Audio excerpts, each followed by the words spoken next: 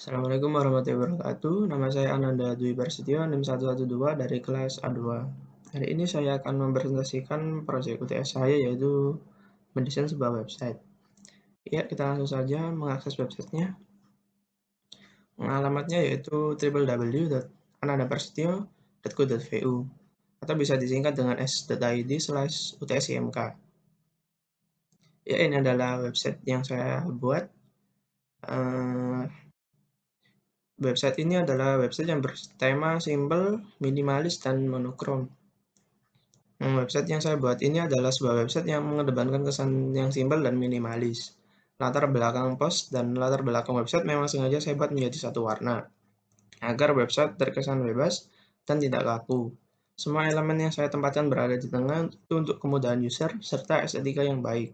Saya memilih tema monokrom karena saya ingin desain web saya tidak terlalu mendominasi gambar pada postingan, sehingga desain website dan postingan bisa terlihat seimbang tanpa adanya dominasi.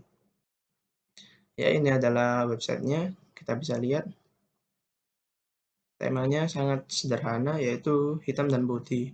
Tapi untuk postingannya, ini warnanya tetap saya pertahankan dan tidak saya filter menjadi hitam dan putih. Jadi ketika postingannya ini ada gambarnya, itu bisa saling saling seimbang gitu dengan blognya. Dan blognya dan websitenya ini tidak ada garis pembatasnya. Memang saya sengaja buat seperti ini agar terkesan sederhana dan terkesan luas saja, nggak kaku. Ya, selanjutnya dari header ini itu saya menggunakan font yaitu Product Sans dengan stylenya underline dan warnanya yaitu #3333. Lalu untuk judulnya yaitu ini, itu saya menggunakan font Merriweather dengan font stylenya bold dan font size-nya 42. Warnanya sama yaitu 333. Tapi kalau untuk postingannya ini, itu saya buat Merriweather juga, tapi dengan font size-nya 16. Untuk warnanya sama semua ya, karena ini temanya hitam dan putih memang. Ya, selanjutnya adalah sistem navigasi. Di blog ini saya membuat sistem navigasinya ada 3, yaitu yang pertama adalah menu, yang kedua adalah tombol tombol plus yang ada di atas, yang ketiga adalah tombol panah yang ada di bawah ini. Tiap navigasi ini punya perannya masing-masing. Seperti menu ini bisa mengakses ke halaman-halaman yang lain. Kalau untuk tombol plus ini adalah untuk men-search apa terserah. Kalau yang tombol panah yang ada di bawah ini untuk men-scroll kembali ke atas seperti ini. Ketika kita sudah sampai di bawah, kita bisa scroll kembali. Nah, seperti ini.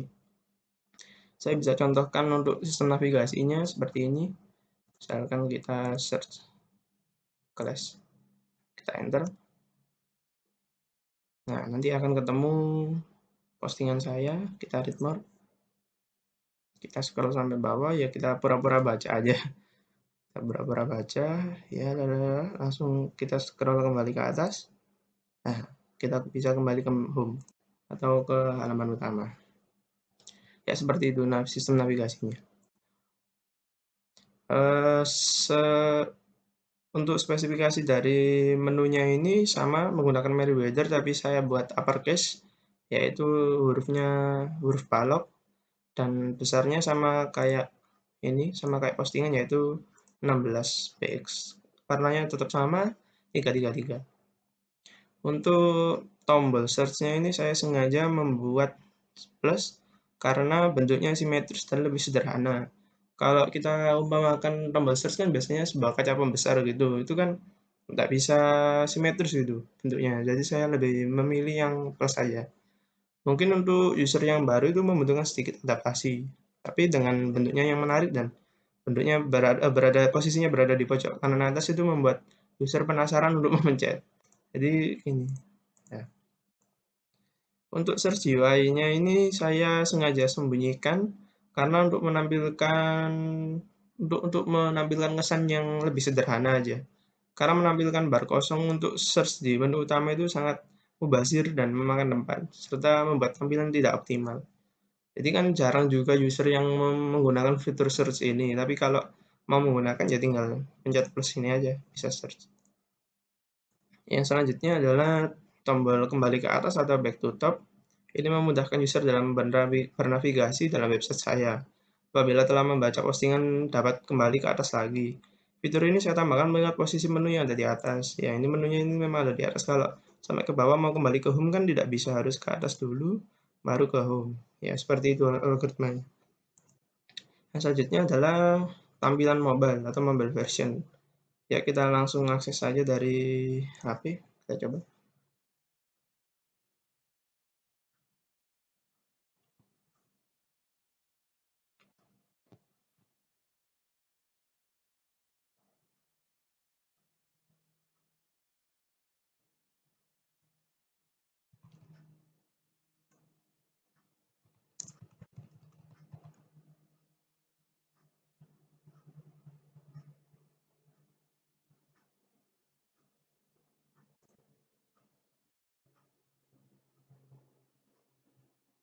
Ya, ini adalah tampilan dari HP saya. Kita coba mengakses Firefox. Mana Firefox? Nah, kita coba search Ananda Prasetya. Nah, ini adalah tampilan mobile-nya. Kita bandingkan dengan tampilan yang web. Ini tampilan mobile.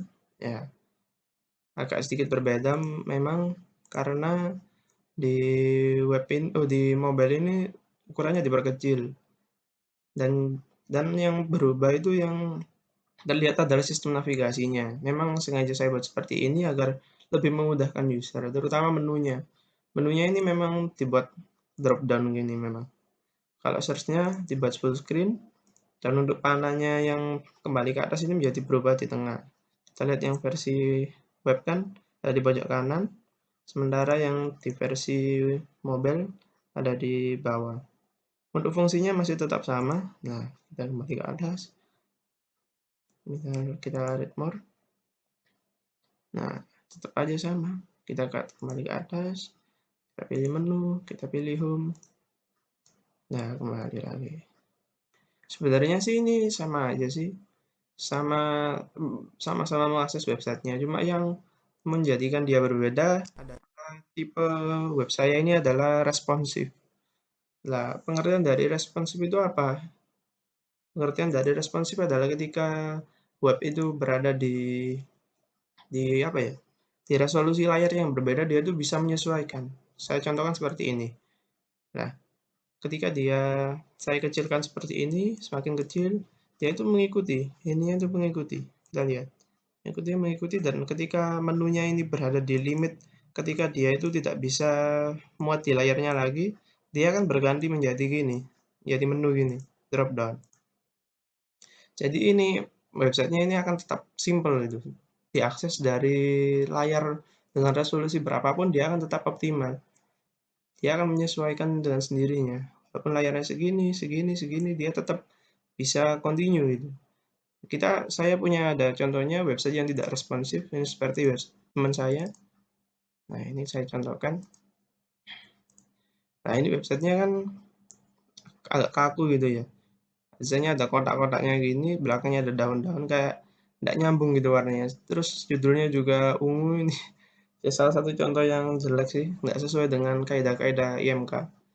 Nah, kita lihat. Nah, ini ketika saya lebarkan ya. Ini, lah, postingannya itu nggak bisa mengikuti gitu.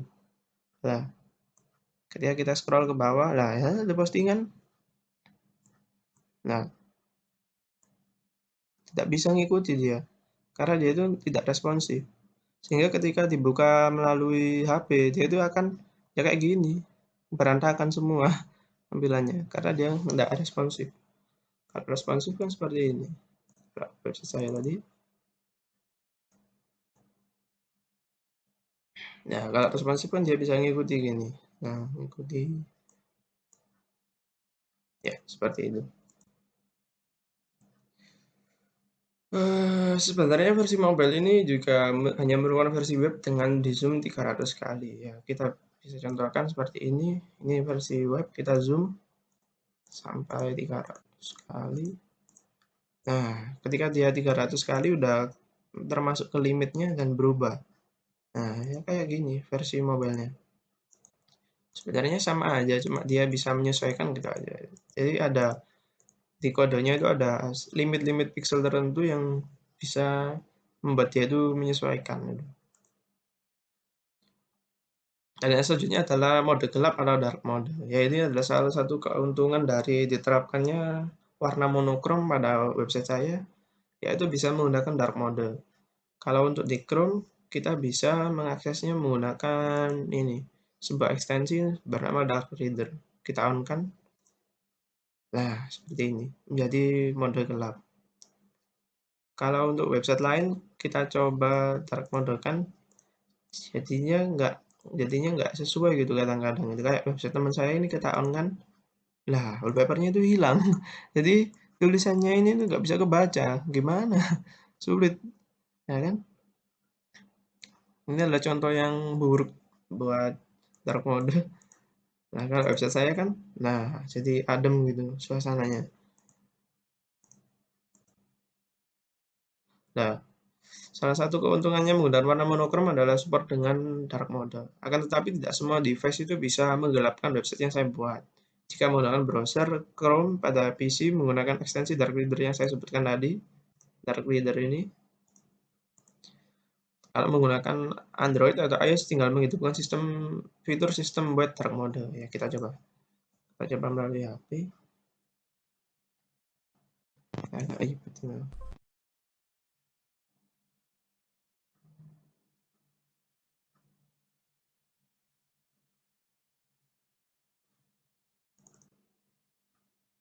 Nah, ini adalah tampilan dari HP tadi.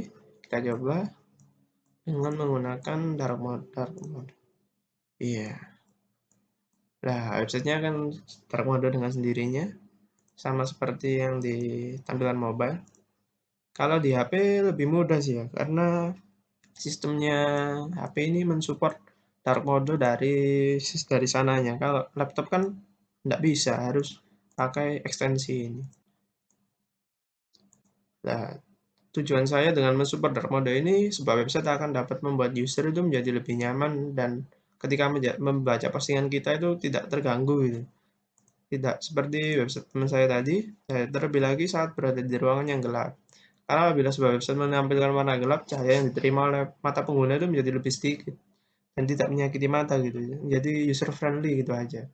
Jadi website saya ini fleksibel gitu, bisa bisa menampilkan dua warna ini, bisa mode gelap, cuman ya itu masih belum bisa apa ya, masih belum bisa built-in di websitenya sendiri gitu, harus pakai ekstensi gitu ribetnya. Ya karena waktunya saya juga mepet, jadi saya nggak bisa kembangkan lebih luas lagi, jadi ya sementara seperti inilah untuk UTS saya.